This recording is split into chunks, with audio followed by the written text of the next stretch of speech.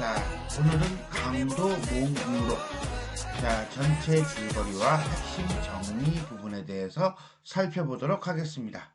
이 작품은 병자호란을 배경으로 하고 있는, 강화도를 또 배경으로 하고 있는 몽유록계 소설입니다. 그러니까 여기 몽유록에 대한 얘기가 여기 카드에다가 살짝 넣어놓을 테니까, 만약에 몽자류 소설과 몽유록계 소설의 어떤 차이점이 궁금하신 부분은 이쪽을 먼저 공부하고 들어오시면 되겠습니다. 이 작품은 병자호란 당시 강도, 여기서 말하는 강도라고 하는 건 강화도를 얘기해요. 강화도가 청나라에 의해 함락됨으로써 죽게 된 많은 여인들의 원령, 원한에 사무친 영혼들이 주인공의 꿈에 나타나 조정 대신과 강화 수비를 맡았던 관리들을 비난하는 것이 작품의 내용입니다. 그리고 그 지어진 연대는, 그러니까 아무래도 병자호란이 끝나고 난 다음 내지는 병자호란쯤에 멀지 않은 시대인 것으로 여겨지고 있습니다. 후세에 훈계를 주기 위해 어느 우국지사가 쓴 것으로 추정되고 있는 이 작품은 당시 조선 대신과 강화도 수비를 맡았던 관리들에 대한 비판이 중심 내용이다. 그리고 병자호란에 대한 독창적인 고발 문학으로 높이 평가받고 있다 라고 보시면 되겠습니다. 자, 전체 줄거리 보겠습니다. 이거는 몽유록계 소설이니까 현실, 꿈, 현실이라고 하는 액자형 구성을 띠고 있고요. 자, 외화를 보겠습니다. 정멸사의 청어선사가 강도에서, 여기서 말하는 강도는 강화도예요. 죽은 수많은 사람들의 시신을 거두기 위해 연미정기식의 운막을 짓고 지낸다. 아하, 그러니까 결국 뭐예요? 이거는 요거 공간적 배경 되겠네. 어느 날 꿈에서 이제 몽유록으로 넘어가나요? 자, 임몽의 과정인가요? 병자호란 당시 강화도에서 죽은 15명, 많기도 하다. 15명의 여인의 훈령이 한 곳에 모여 울분을 토로하는 광경을 엿보게 된다. 두둥. 자, 그럼 이제 내화로 넘어가겠네요. 뭐야 이건? 이 소설은 우리 서양 소설 중에 천일야화처럼 이렇게 이제는 이 아이가 에피소드 이렇게 넘어가는군요. 첫 번째로 말하는 여인은 당시 영의정을 지낸 김류의 부인으로서 남편이 능력 없는 아들 김경징을 강도 수비의 책임을 맡겼고, 아들은 술과 계집에 파묻혀 강도가 쉽게 함락되게 하였다며 남편과 아들을 비난한다. 아니에요. 두 번째 여인은 김경진의 아내로서 자기 남편이 강도가 함락되게 만든 책임으로 죽음을 당한 것은 마땅하나, 이민구, 김자점, 심기원은 오히려 벼슬이 오른 것을 공평치 못한 일이라고 비난한다. 한마디로 이건 양반사회 내지는 남자사회에 대한 비판이겠네요. 그죠? 아니에요. 세 번째 여인, 왕후의 조카 딸로서 남편은 전쟁 중에 눈이 멀고 부모도 돌아가셨다며 애통해야 한다. 요건 조금 결이 다르네요. 그죠? 네 번째 여인, 띵용, 왕비의 언니로서 중신의 아내였는데 적군이 들어오기도 전에 어질지 못한 자기 아들이 먼저 칼을 내던졌고 자신도 자기란 것이 아닌데 정열을 표창케 한 사실을 어이없어 한다. 한마디로 이건 잘못된 어떤 공과 상을 주고 벌을 주는 그런 모습에 대한 비판이라고 보면 되겠네요. 다섯 번째 여인, 강도가 함락된 데는 자신의 남편이 책임이 있음을. 여섯 번째 여인, 강도 유수를 맡았던 시아버지의 책임을. 일곱 번째 여인, 아들의 책임을 각각 말하며 개탄한다. 여덟 번째 여인은 남편이 오랑캐의 종이 되어 상투를 잘랐다며 비난한다. 한마디로 지조, 절개, 충절심이 없는 남성사회죠. 아홉 번째 여인, 서울로부터 홀로 강도까지 피난왔다가 무참히 죽은 것에 대한 원통함을 토로한다. 열 번째 여인, 지휘관이었던 자기 남편의 잘못과 이름 있는 관리의 아내이면서도 오랑캐에게 몸을 내준 동생의 실절, 정절을 꺾어버린 거죠. 잃어버린 거예요. 비난한다. 11번째 여인, 만이산 바위굴에 숨었다가 오랑캐의 겁박을 피해 절벽에서 추신한 여인으로서 으깨어진 비참한 몰골에 원한을 토로한다. 12번째 여인. 결혼한 지 2달 만에 전쟁을 만나 물에 빠져 죽었으나 남편은 그 사실을 모르고 아내가 오랑캐 땅에 들어갔는지 길에서 죽었는지 의심하고 있다며 탄식한다. 13번째 여인. 자신의 시아버지가 강하게 척화를 주장하여 대의를 드러냄으로써 자신이 그 공로로 하늘 궁전에서 선녀로 논일게 되었음을 자랑한다. 오, 얘는 해피하네요. 죽었어도. 14번째 여인. 그 할아버지의 고결한 지조의 공로로 인해 천당에 들어가게 되었다고 한다. 오, 얘도 해피하네요. 두 사람은 기분 좋겠다. 15번째 여인은 근데 어차피 죽었잖아. 기분 좋은 것보다는 죽었는데 아닌 것 같다. 15번째 여인은 기생으로서 신분이 드러나네요. 그죠? 뒤늦게 정제를 지키려고 했으나 한마디로 이제 일반적인 여인으로서의 삶, 지조가 있는 여인으로서의 삶, 한 남자의 여자로서의 삶을 살려고 했으나 전쟁을 만나 목숨을 버렸다는 이야기를 하면서 전쟁 중에 절이 있는 충시는 하나도 없고 늠렬한 정절은 오직 여인들만 보여주고 있다고 개탄한다. 아하! 요거. 여기서부터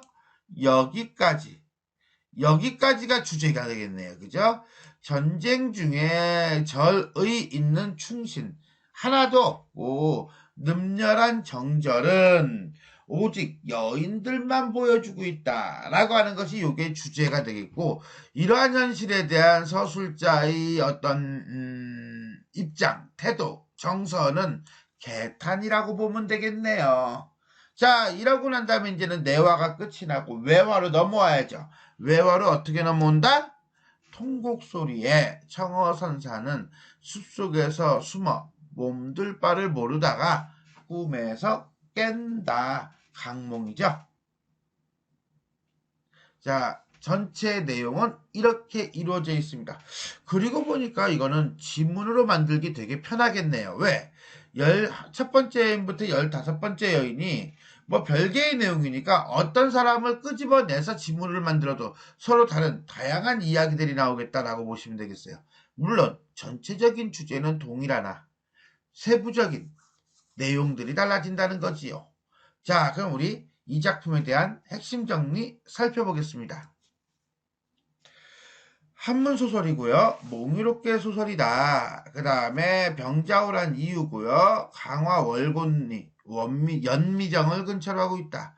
병자호란 당시 관리들의 부정적인 행태와 그 다음에 오랑캐에 대한 적개심이 드러나고 있다.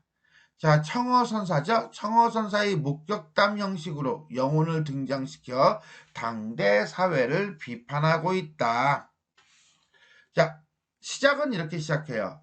정멸사에는 청어라는 한 이름 높은 선사, 스님이죠. 살고 있었다. 그는 천성이 어질고 마음 또한 착했다. 추운 사람을 만나면 입었던 옷을 벗어 주었다. 배고픈 사람을 보면 먹던 밥도 몽땅 주어 버렸다. 이래서 사람들이 그를 일러 추운 겨울에 봄바람이라거나 어두운 밤에 태양이라거나 하면서 우러러 받들었다. 인물 소개해주고 다음에 이렇게 넘어가죠. 어느 날이었다. 그는 어렴풋이 무엇을 꾸었어? 한 꿈을 꾸었네요. 여기 인몽이죠. 꿈속으로 들어갔어.